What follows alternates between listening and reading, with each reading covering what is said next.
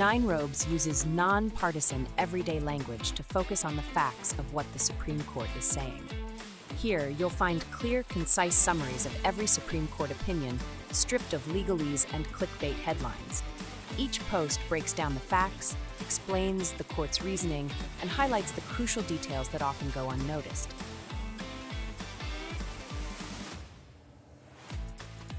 It's not just about what the court decided, it's about why those decisions matter. To give you a deeper understanding of the cases that define our nation's legal landscape.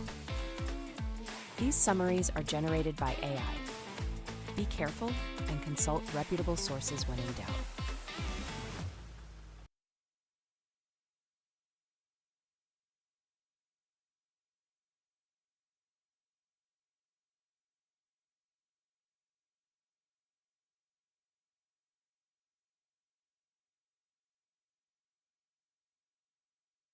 Even when everyone agrees a crime is serious, the law can still turn on a narrow question. Did Congress really mean to allow two separate convictions for the very same act? That was the issue in Barrett v. United States.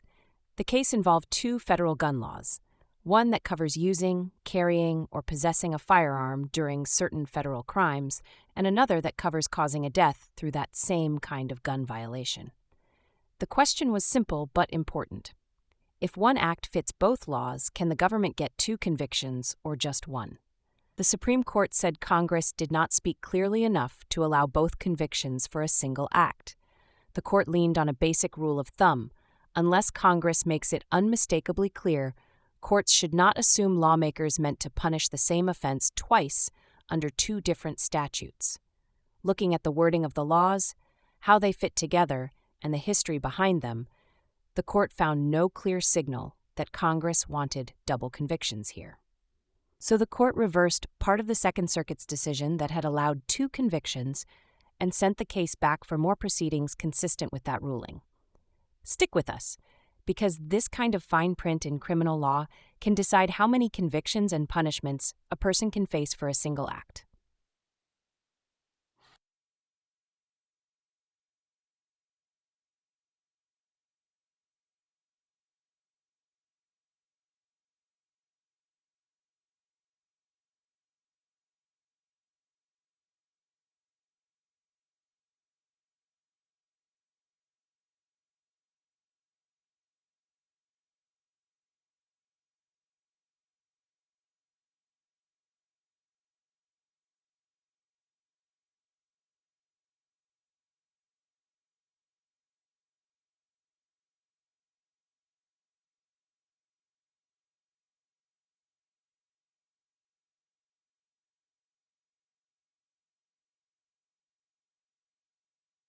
Imagine being convicted and sentenced twice for what was essentially one criminal act. That's exactly what happened to the defendant, in this case, Barrett.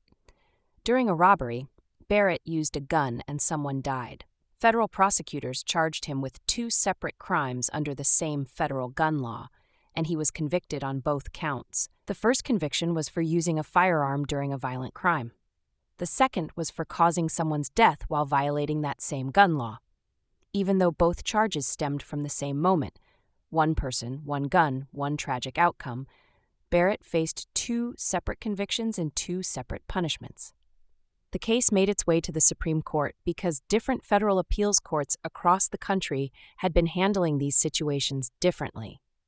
The Second Circuit Court of Appeals had said that prosecutors could pursue both convictions at once.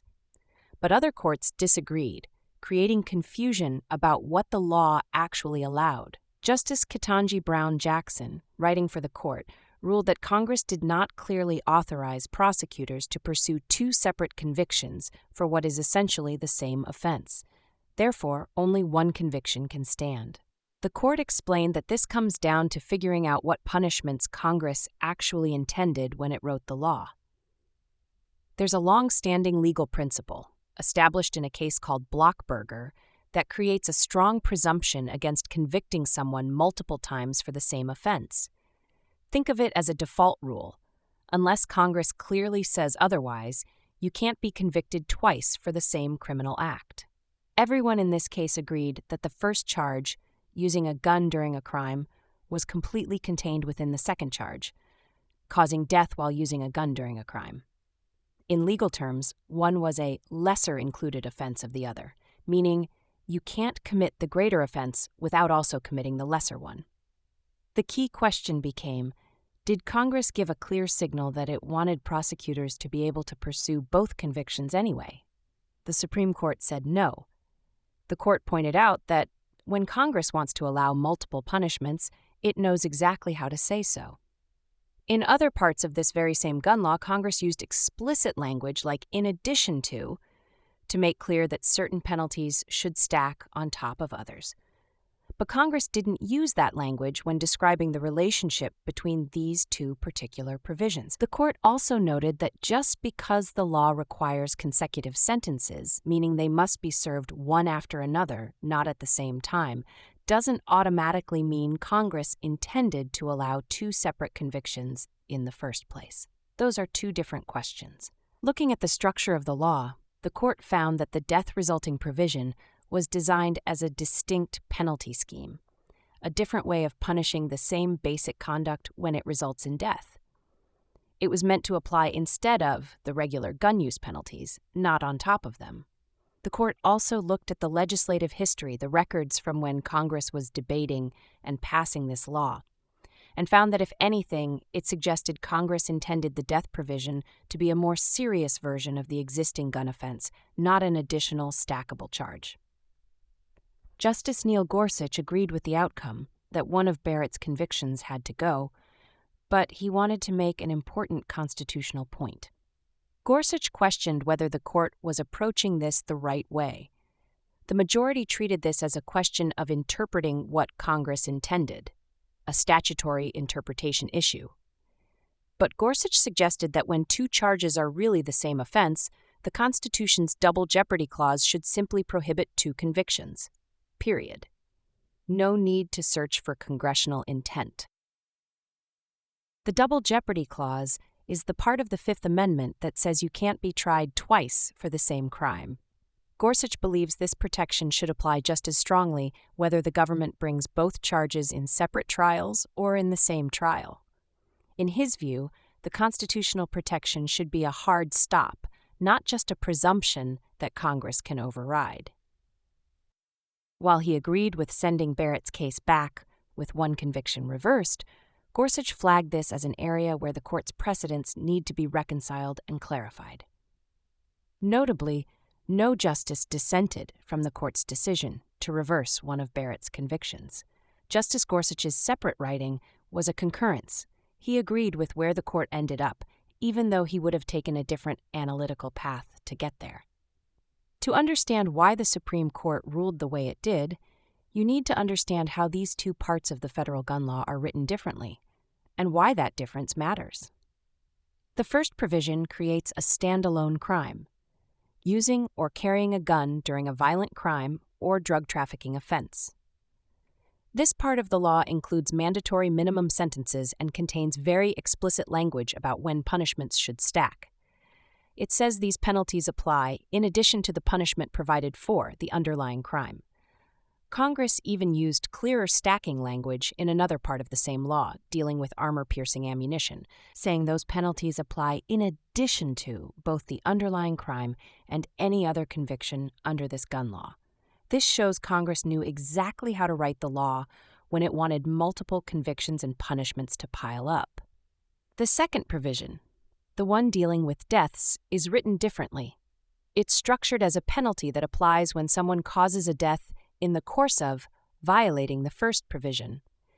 It provides its own complete set of possible punishments, including the death penalty or life imprisonment, and it doesn't incorporate the mandatory minimums or consecutive sentence rules from the first provision.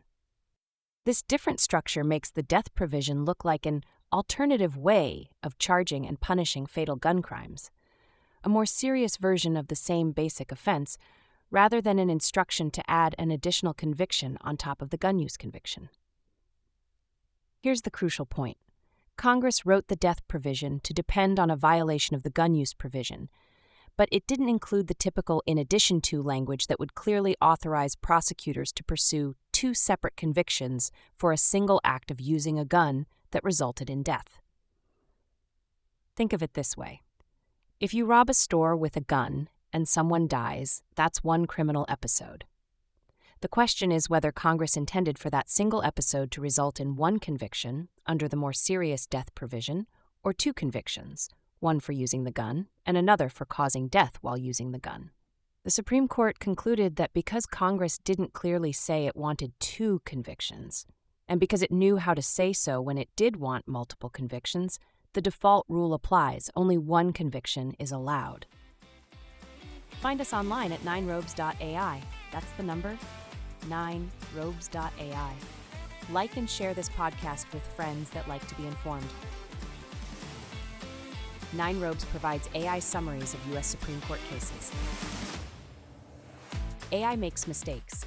People make mistakes too. We genuinely do our best to provide you with the most accurate summaries, but our best sometimes includes errors.